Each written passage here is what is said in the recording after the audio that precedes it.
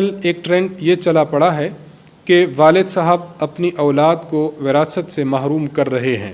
مثلا اخبار میں ایک خبر دے دی کہ میرا فلاں بیٹا میری جائیداد سے محروم ہوگا، میں اس کو اپنی جائیداد سے آگ کرتا ہوں۔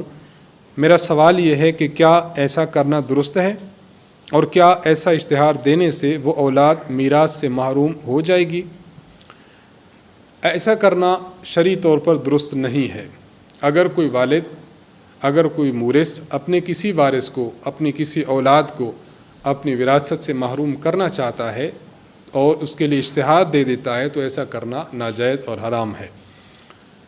جناب رسول اللہ صلی اللہ علیہ وسلم سے مروی ہے، مشکات میں بھی یہ حدیث موجود ہے کہ آن حضرت صلی اللہ علیہ وسلم نے فرمایا کہ جو شخص کسی وارث کو اس کی میراث سے محروم کرے گا تو قیامت کے دن اللہ تعالیٰ اس شخص کو جنت سے محروم فرما دے گا۔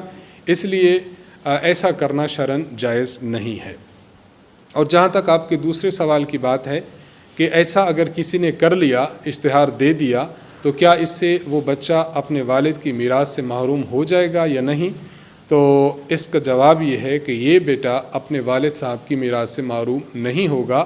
والد صاحب کی وفات پر جس طرح باقی بیٹوں کو اور باقی اولاد کو اس کی وراثت سے حصہ ملے گا، تو اس بندے اور اس بچے کو بھی اپنے والد صاحب کی وراثت سے حصہ ملے گا۔